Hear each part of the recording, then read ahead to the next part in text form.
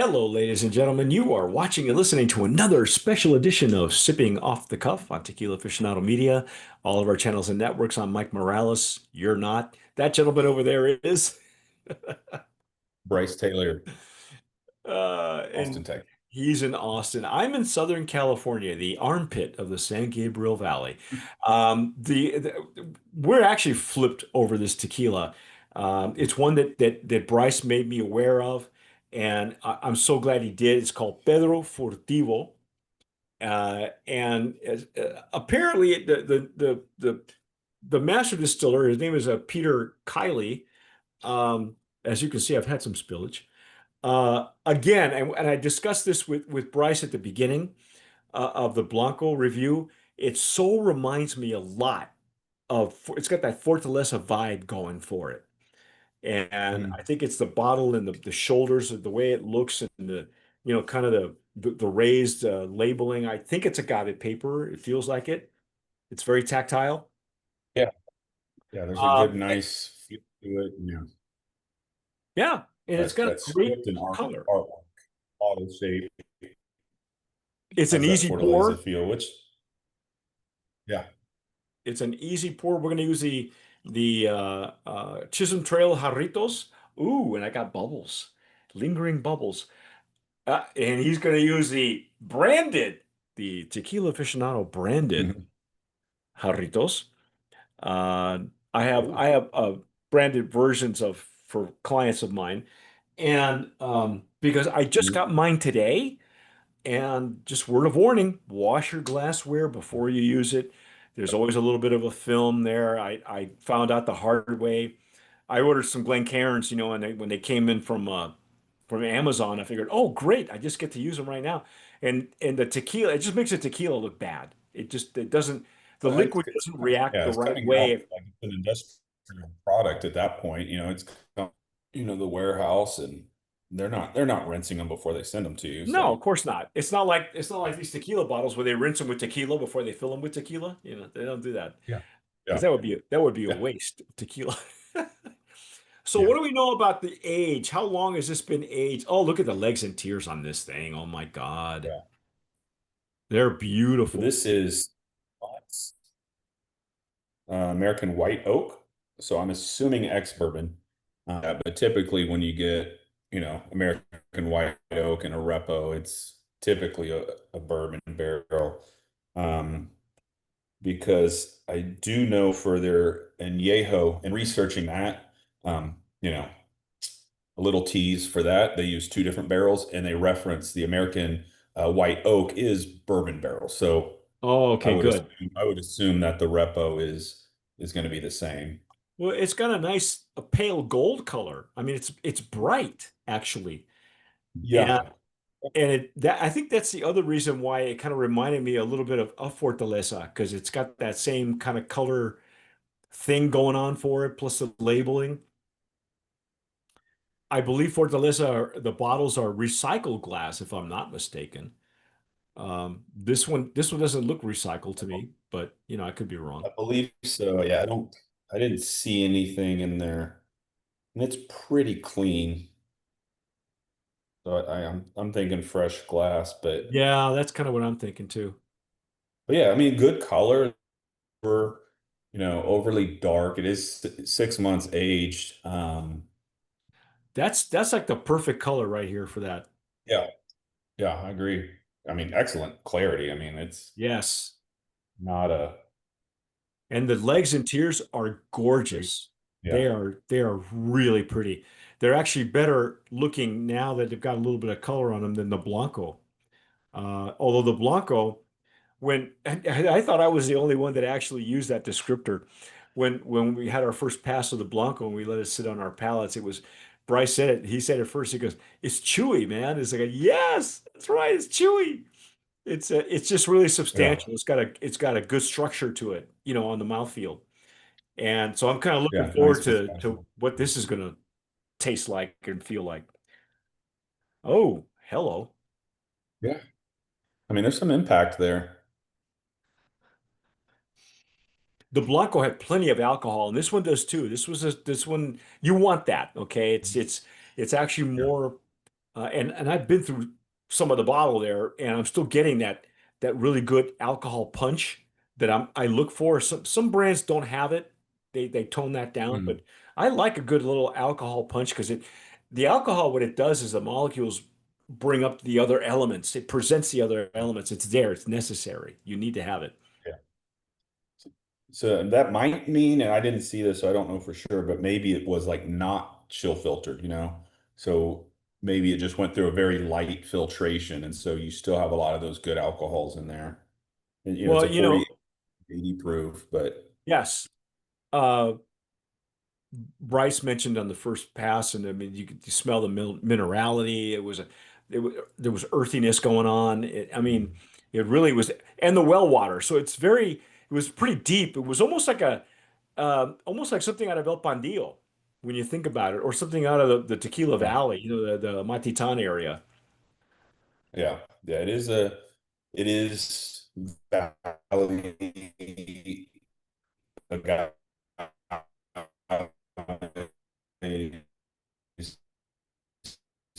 um, made in the yeah. But I Yes. get it like I get a decent amount of barrel because it still get the agave punching through.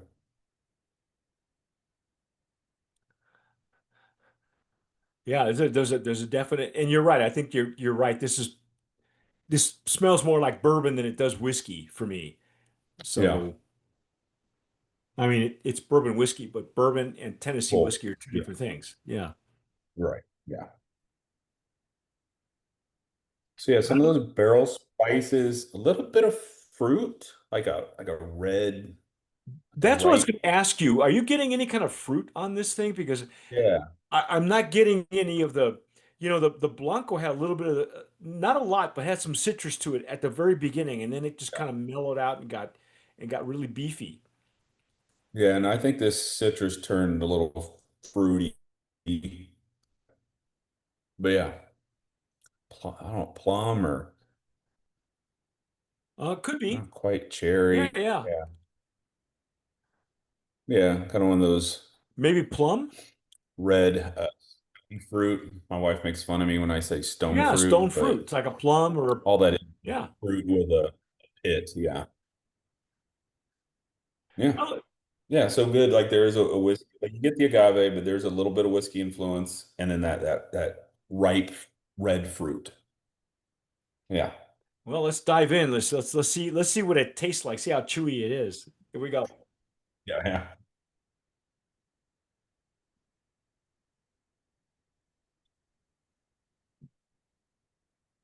Mmm.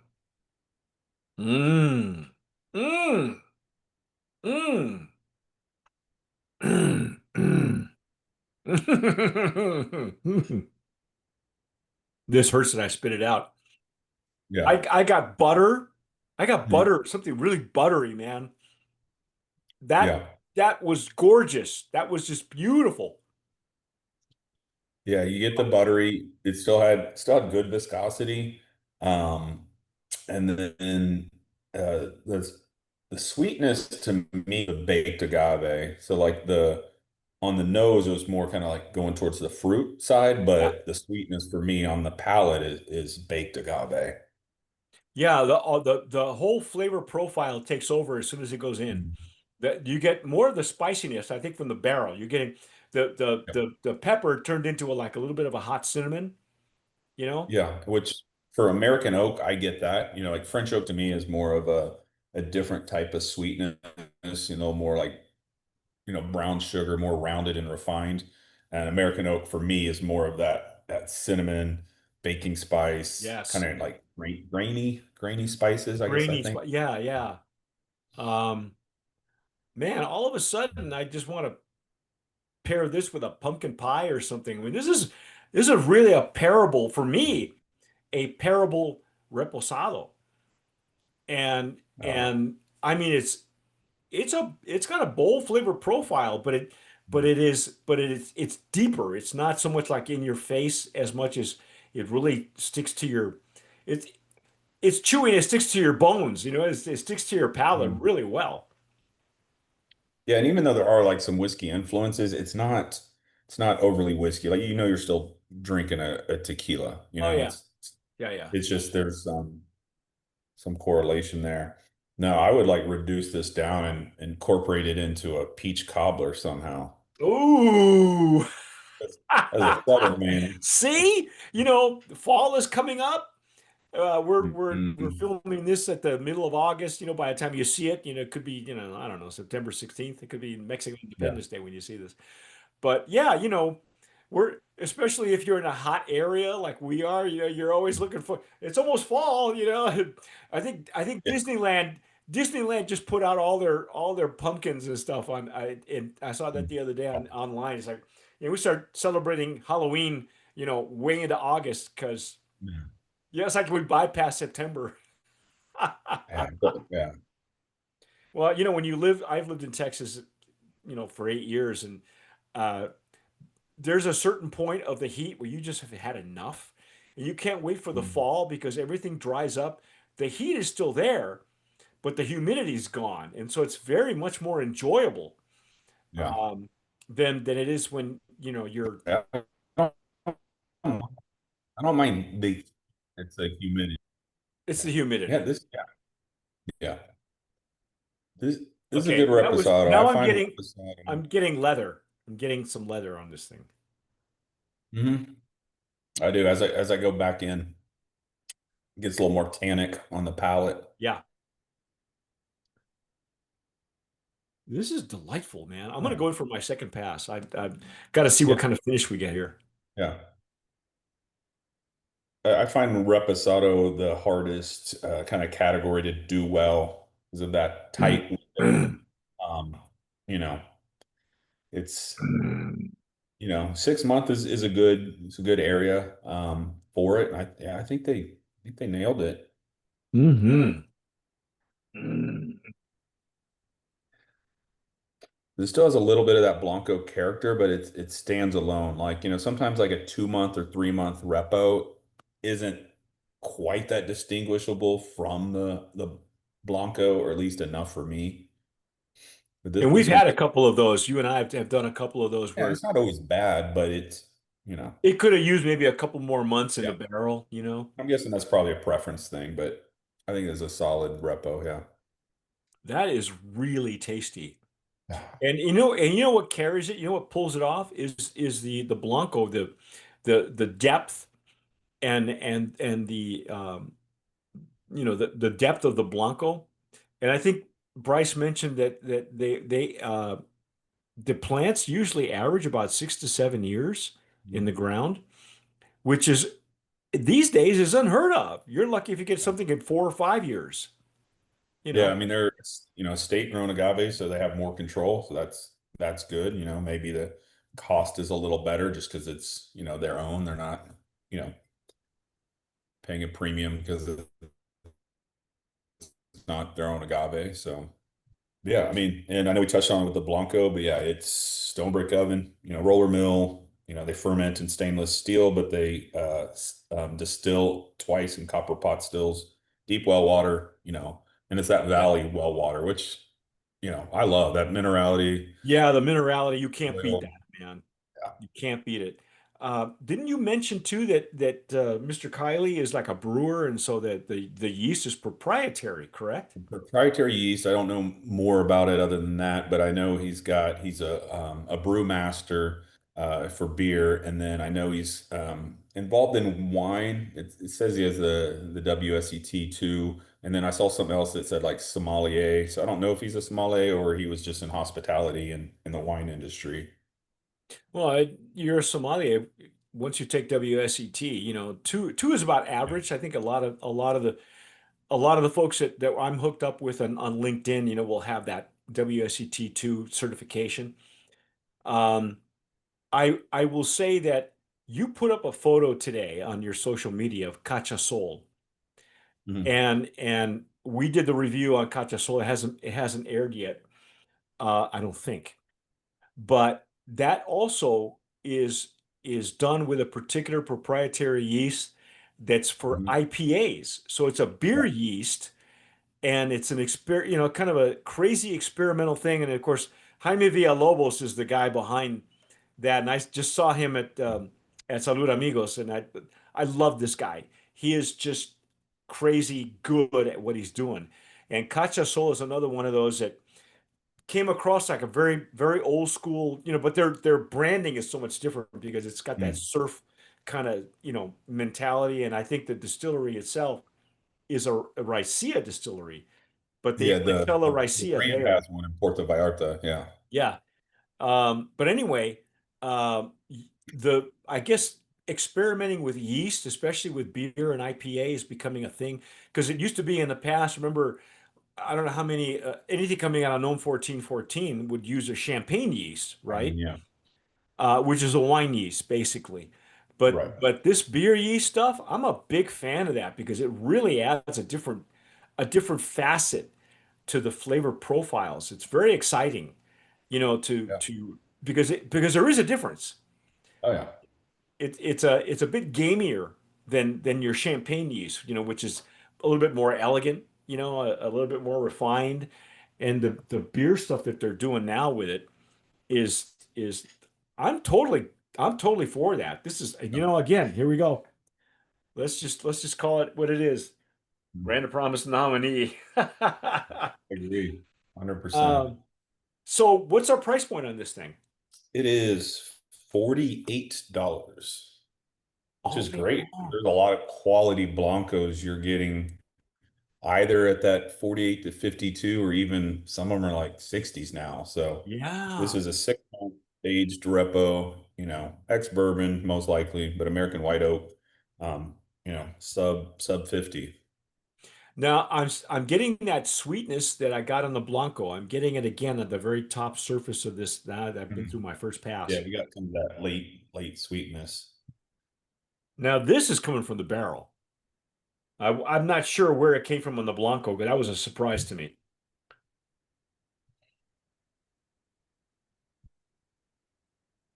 It's very pleasant on the nose, though. Mhm. Yeah, and it's clean. Yeah, by clean I just mean like no impurities, well balanced, cohesive. Yeah. Yeah, it's not disjointed. It's not. It's Yeah, so it's tasty. There's several layers. It's not challenging, you know. no, but it is. It is. You're right. It's complex in its Yeah. own way, which is nice. It's not just Yeah. one-sided. And I Maybe not probably challenging, appreciate I should that. say, not confusing. So yeah, Right. sometimes Right. sometimes they're confusing.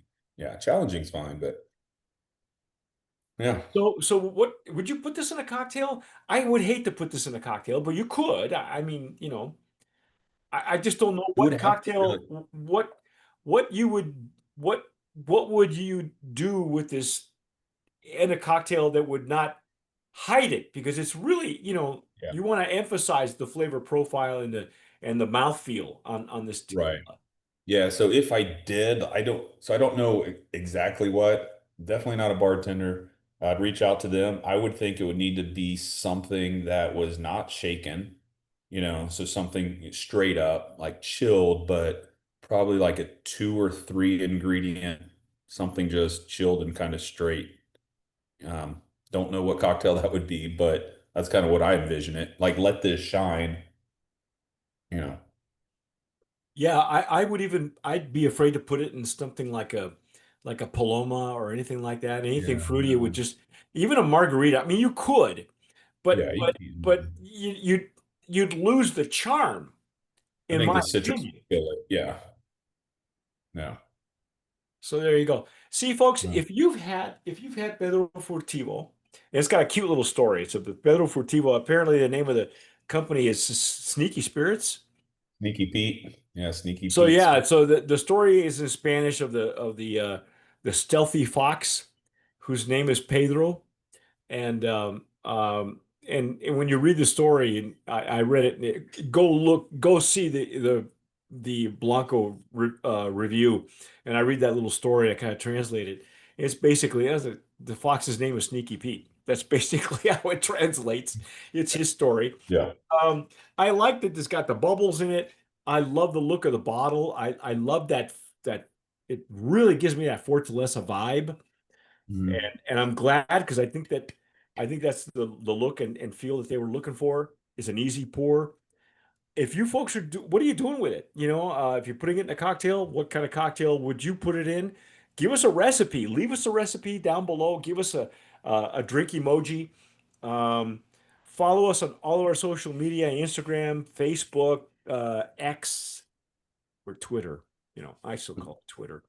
You can follow Bryce too. Follow Bryce on his Instagram. It's Austin Tequila Connoisseurs.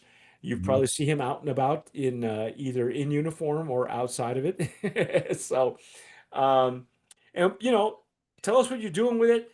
Uh, Leave us a comment. Give us a like. Share it with your friends. If this is brand new to you, go look for it. Where can they find it, by the way? Can they find it in Texas, or is it just available like in Old Town?